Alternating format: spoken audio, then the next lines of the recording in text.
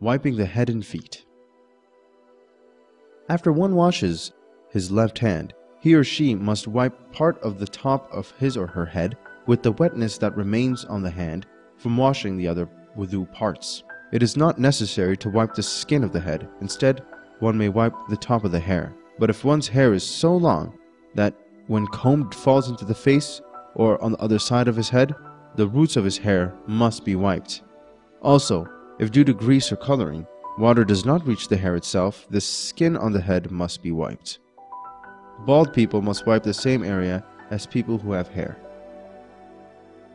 It is enough to wipe the head a little, but, as a recommended precaution, it is better to wipe with the measurement of 3 fingers in width and 1 finger in length.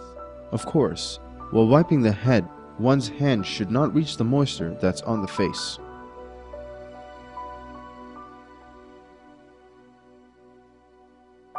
Next, one should wipe the right foot, then the left one. The wiping of the foot starts from the tip of the toe and ends at the hump that is on the top of the foot.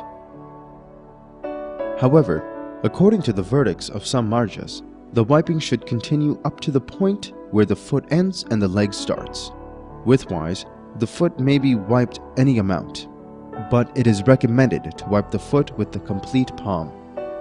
One may start wiping from the tip of any of the toes. It is necessary to start from the front of the toes.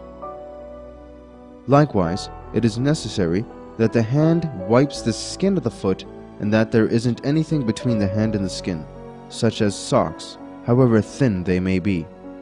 However, in wudu jabira, one can wipe over the jabira. If someone has an artificial foot, it is not necessary to wipe it.